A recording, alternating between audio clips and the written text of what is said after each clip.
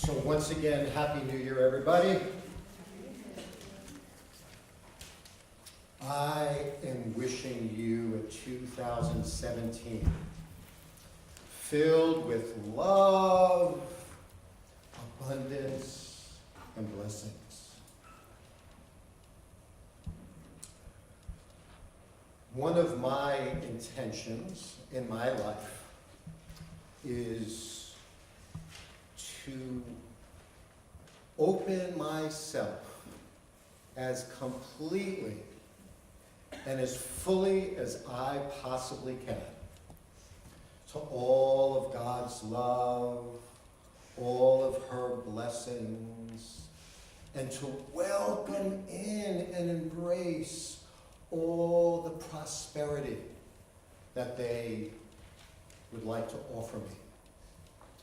All of the blessings and abundance and prosperity that are my birthright.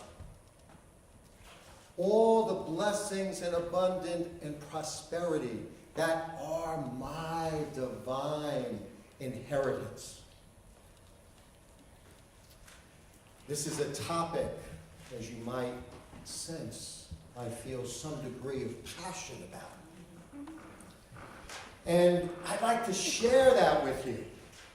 And I've talked about this at other times, but this time I've made a commitment to spending the next few months with trying to work on, with as many of you as who would like, on these abundance principles and concepts.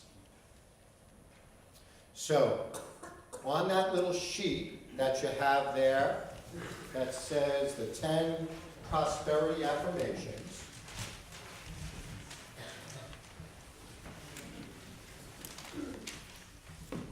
what I am planning on doing over the next couple months is a number of different things. First of all, I'm going to be running the Abundance Program that's taught by John Randolph Price in this little abundance book. I'm going to be running this for 40 days on Gathering of Light's Facebook page. So we're going to be starting, I'm going to announce exactly when we'll start, but it'll probably be sometime in the beginning of February. And what we're going to be doing is running his Abundance Program on our Facebook page. Now, what is that? Basically, what it boils down to is that he takes these 10 prosperity affirmations, and every day you pick one of these abundance affirmations and you work with it in the same way that you would work on a lesson in A Course in Miracles, which is basically you read it in the morning and you reflect on it throughout the day. If you can, at some point, you might do a little bit of writing about it. On the Facebook page, you'll see that at times I'll be posting some of my own notes about that prosperity affirmation. Things that it stirs up for me, questions that I might have about it, feelings that it stirs up. I'll post them there, and I will invite you to do the same. Now, I have been told that sometimes people feel a little bit awkward doing that in a public forum. So, in addition to putting it on the Gathering Facebook page, I will also have a private page that only the people who want to be part of that private page will be part of. And nobody else will be able to see it. It will be totally secret, except for the people that are participating in this abundance program. Everybody understand that? So, all of these prosperity affirmations, if you look at all of them, basically it has to do with several of those laws that we read in our Declaration of Intent, which is basically what it's saying is that all prosperity, all abundance comes from the divine. And it's not necessarily our responsibility to have to make abundance or prosperity happen. And God, I don't have to be under that pressure anymore. And to realize that all we have to do is open ourselves up to that. That's our responsibility. That's our part of the program. We just need to be able to be open to do that. We need to just be willing to clear up all of those old erroneous thoughts and beliefs that we might have about some things that are blockages to that abundance. Now, I'm not going to go through all 10 of these because I've given them to you and you can read them at home, and we will be working with them in that 40-day plan that I'm telling you about. But I'm just going to share 3 of my most favorite ones with you. So, starting with number 6. My inner supply instantly and constantly takes on form and experience according to my inner needs and desires. As the principle of supply and action, it is impossible for me to have any needs or unfulfilled desires. What do you guys think about that one? It's one of my favorite ones because it's a challenge to me. When I hear it say that it's impossible for me to not have any of my needs or desires fulfilled, that can be a little triggering to me. Why, you might ask? Because there have been many times in my life that I have wanted things that I didn't necessarily get. There have been many times in my life where things have happened to me that I didn't want any part of. And at the time that it was happening, I was like, oh, God, how could you have allowed this to happen? How could you have allowed this to happen? You know, how can I trust that you're here with me, loving me, supporting me, and bestowing on me all of this abundance and prosperity when this thing could happen? Now, one of those things, one of the most huge things in that is the example of my son who got seriously wounded in Iraq. At the time that that happened to my son and to our family, I thought that that was the worst time of my life. I couldn't believe it. It was the worst thing that could possibly happen. But all of these years later now, I can see that somehow that was a part of my son's path, and that there were so many blessings that came to him through that experience. He spent 2 years in Walter Reed, convalescing and recouping. But during that time, one of his physical therapists is now his wife. And I now have this beautiful little granddaughter as a result of that. This guy who never wanted to go to college, and that's why he joined the Army in the first place, ended up going to college in Maryland and ended up meeting a police officer in one of his criminology classes who he became friends with.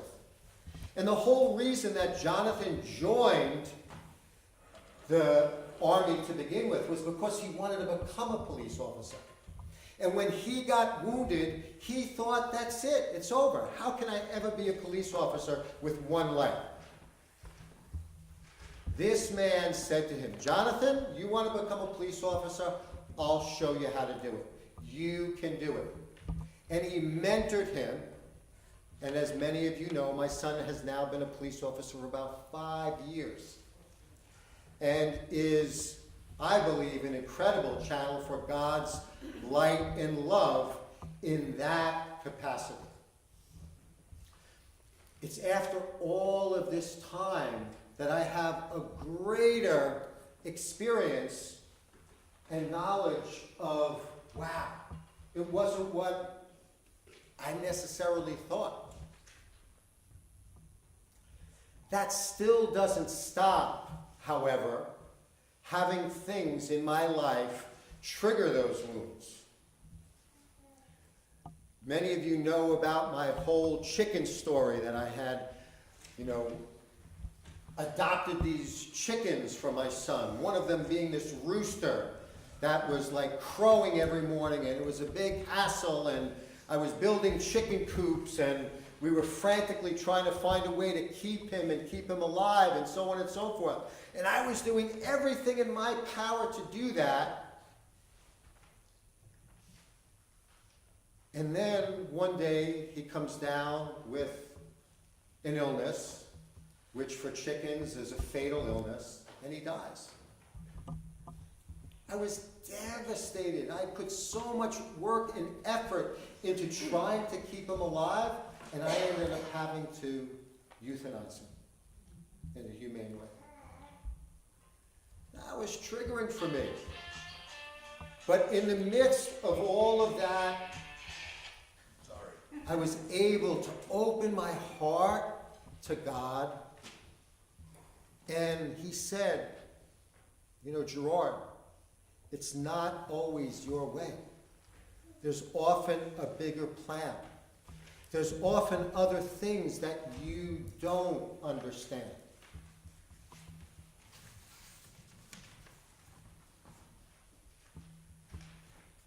Let me go to number 7. The divine consciousness that I am is forever expressing its true nature of abundance. This is its responsibility, not mine. My only responsibility is to be aware of this truth, and therefore I am totally confident in letting go and letting God appear as the all-abundant, all-sufficiency in my life and affairs. I love that one because it reminds me that I don't have to be the one to do it.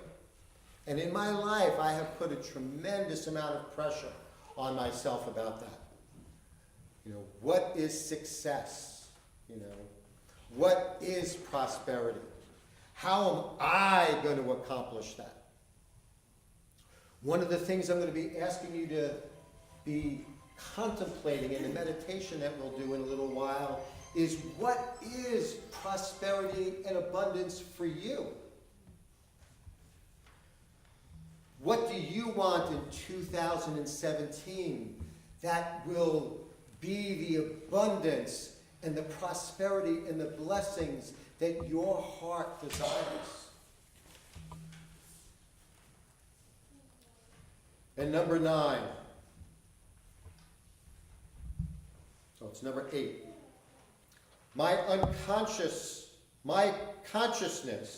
of the Spirit within me as my unlimited source is the divine power to restore the years the locusts have eaten, to make all things new, to lift me up to the high road of abundant prosperity. This awareness and understanding of the knowledge of Spirit appears as every visible form and experience that I could possibly desire. So no matter what difficulties I've been through in my life, no matter what difficulties you've been through in your life, No matter how you have struggled in the past, God is there to restore the years the locusts have eaten, and to make all things anew again, and to offer you a love and an abundance and blessings that you may not have even realized were possible. So, sounds simple? Sounds simple? Right. It's often not simple. Why? If this is so simple, what is it that blocks us from this? What is it that gets in the way? You have stuff that gets in the way of this at times? All right. What I call that is the nourishment barrier. So what's the nourishment barrier? When we're young, little, and we don't get what we want, when we are treated in ways that doesn't feel good, what do? In an effort to create an illusion that we have some power and control over these things that we really have no power and control over, what we do is we make it our fault. We blame ourselves. At the time that we're doing that, it's a good thing. We're in this situation where we're powerless, where there's nothing that we can do. And by blaming ourselves, it creates this illusion that we have power and control over things that we really have no power and control over. The problem is that those thoughts and beliefs and ways of looking at life stick with us. They become an addiction around what we think and believe. And they're hard to shake. You know, sometimes they're hard to shake. Those wounded parts of us very often at any given time that they're triggered get activated, and they want to start driving the bus. And often when those wounded parts are driving the bus, they are driving in a way that does not work for us very well. And the universe usually has this way, you know, of bringing that to our attention. And often, it's done in a way where we are brought to our knees and we are shown that that way of thinking, feeling, believing, and behaving is just making our life unmanageable. And as so many of you know, when we can take that first step, when we can see that and take that first step, then we can proceed to step number 2 and 3 and come to believe that a power greater than ourselves can restore us to sanity. And if we can turn our life over to the care of that higher power, as opposed to having that wounded part driving the bus,